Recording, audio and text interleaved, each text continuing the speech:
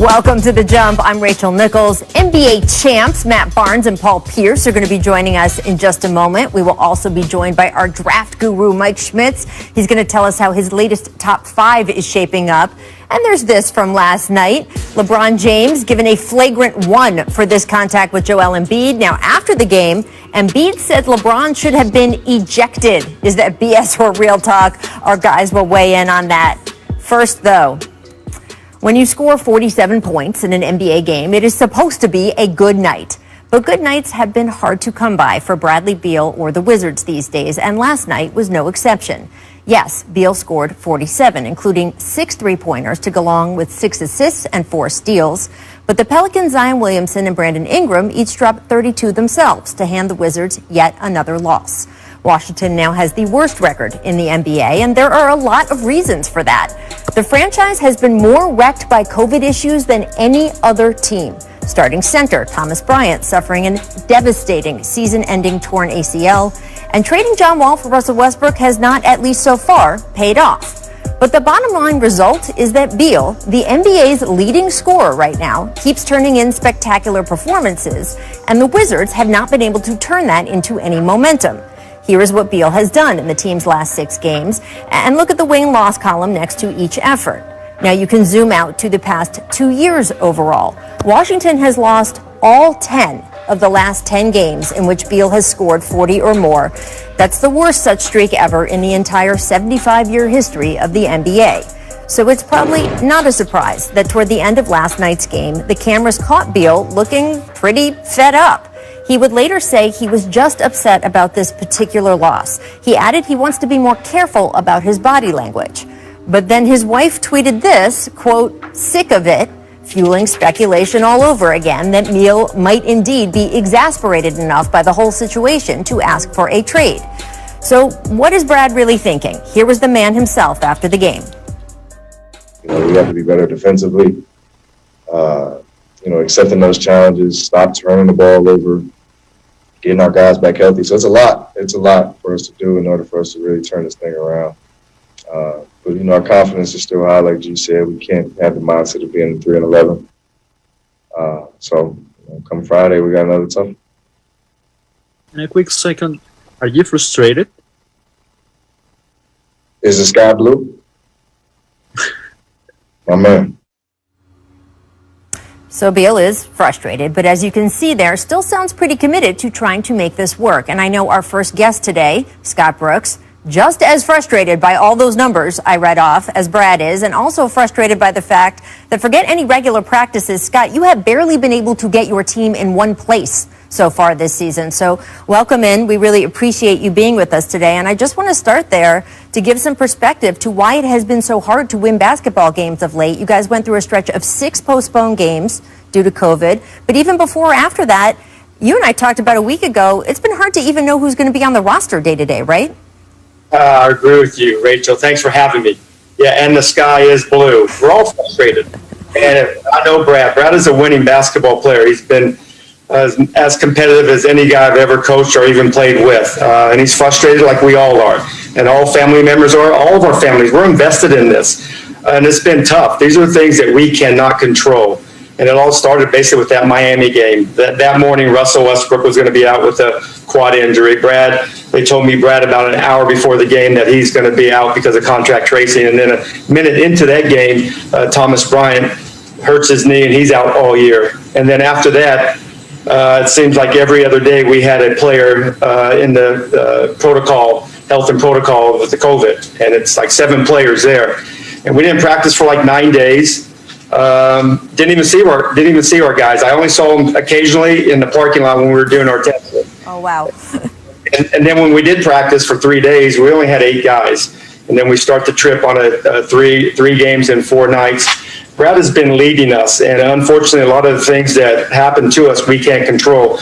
But we do have some, there's some light at the end of the tunnel. We should have maybe 3 to 4, maybe even 5 guys back next game. So that's good to hear.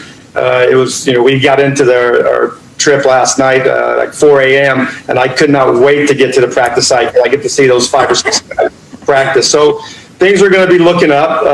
But yeah, frustration, everybody is. We all are. Yeah, and look, I know you're as aware of the numbers as we are. I know you guys dive into those even more deeply. The effort that Brad is turning in, he's not just putting up these incredible performances.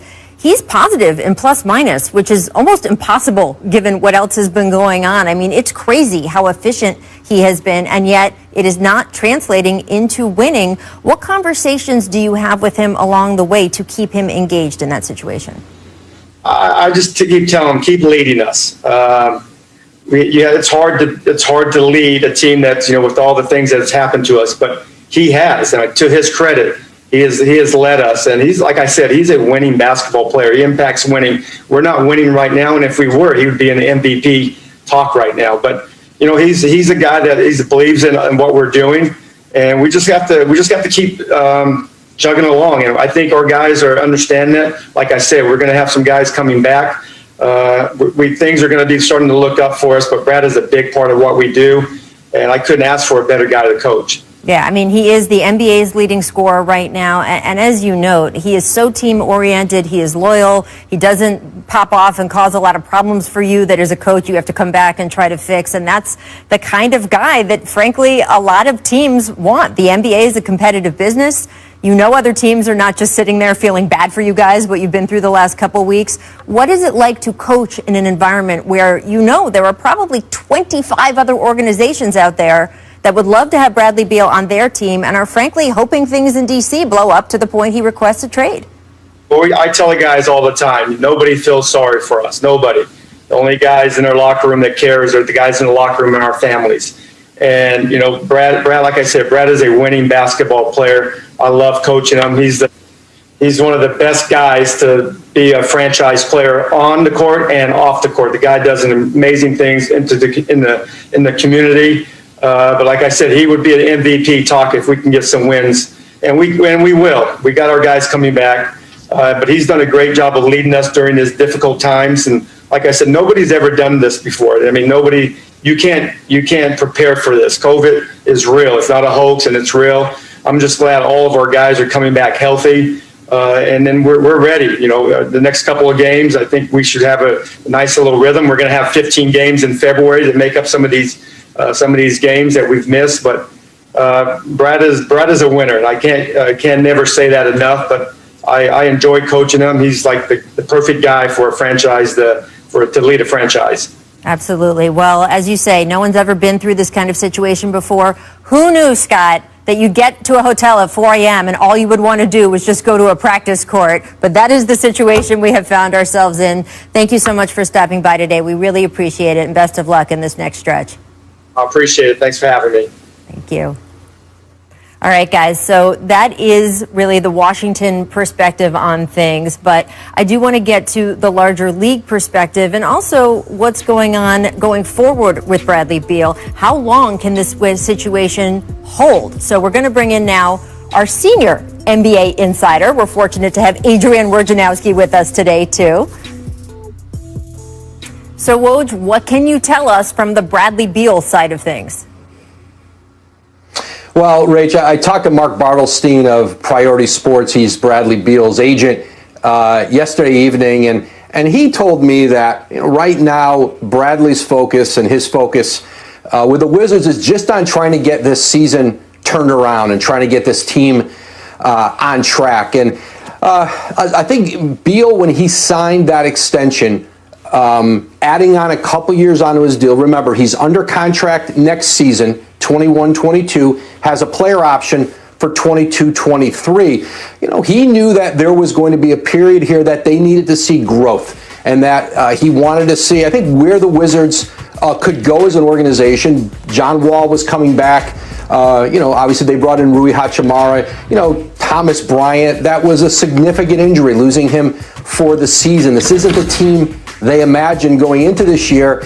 But the one thing about Beal, and I think the relationship he's had with that organization, is he's not impetuous typically with what's going on, and he has been extremely loyal there. I think people were surprised when he decided to do that extension, given where the team was.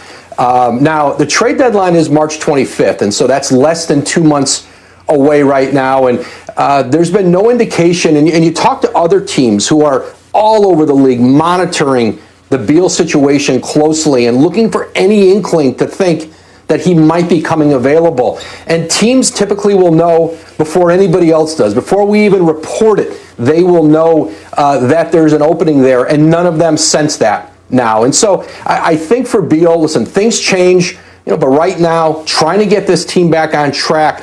But there's no question, I think his future, certainly his long-term future, Rach, is very uncertain there. And I think even once we get to the trade deadline, if he starts to think about what is my future here, is that something you want to address at the trade deadline in the middle of a pandemic? Or do you want to address it perhaps in the off season when you can see a broader landscape of what the league looks like, what the future of the Wizards look like? And I think those are all things that Beal and Mark Bartelstein are going to have to weigh together. I love that behind-the-scenes insight, because I think fans sometimes think, oh, we're stirring stuff up or asking these questions. We start talking about stuff after the teams start talking about stuff, and it is one of the number one topics of conversation, right, among other front offices, is what is going to happen with Bradley Beal, because he could be such a game changer to the balance of the league. That's how big a deal this is as a part on a team that already thinks it might be headed for championship contention. Woj, what are the teams that are having those discussions most intensely and just waiting for something to change in the Beal Wizards dynamic? Well, there's not a team in the league who wouldn't love to find a way to add Bradley Beal. And even look back to the James Harden talks. I'm not sure every organization felt they were equipped, they were a fit for James Harden. No one denied his talent. But would James Harden want to stay here? Would he fit in with the guys we have? Are there the relationships there that might be needed going in to make it work? Do we want to give up all these assets for a player who, could walk on us? All those questions. I think with Beal, I think there are a lot more teams who know, who believe that you could just fit him in with other great players, and he'd find a way. He'd add to your culture. He'd add into your environment. And certainly on the court, a player at 27 years old who, still has, who's very much in his prime. Yeah. I think for teams like Golden State or the Denvers, teams who have assets, who are contenders, but also when they're healthy, but also have, let's say if you're Golden State, you've got that Minnesota draft pick. If you're Denver, you've got a great young player in Michael Porter Jr. You got an all-star in Jamal Murray in the backcourt. Now, I'm not saying they would do it, but you look at those teams and say they'd have enough to get in the conversation, and that's going to be the decision for teams all over the league. Of course, the Lakers and Clippers would love to be able to get involved in that, but do they have the draft picks? Do they have the young players it would take that would top a package from some other teams? Maybe not. And so, but you're going to see it will be a frenzy if and when, Bradley Beal gets on the market, and he will have a say in where he goes because of his contract situation. Unless a team is just willing to do a trade, hope to convince him to stay long term, they would have him under contract next season. But that's pretty risky for somebody who might be having to give up multiple. You will be giving up multiple first-round picks, probably your best young player. So I think those are all considerations for teams. But boy, I don't think there will be many who aren't going to make a call and sit and brainstorm and try to figure out, could we get Bradley Beal if he becomes available? So fascinating. The entire league watching Washington, D.C. right now. Woj, thank you so much for joining us. We will see you back here soon enough. Thanks, Rach. Thanks so much to Woj. And up next, Matt Barnes and Paul Pierce join me to discuss what the Wizards can do, well, to make Brad Beal not look like this anymore. I think just getting players back on the court will certainly help. First, though, it's time for our distant replay. This date, 2005.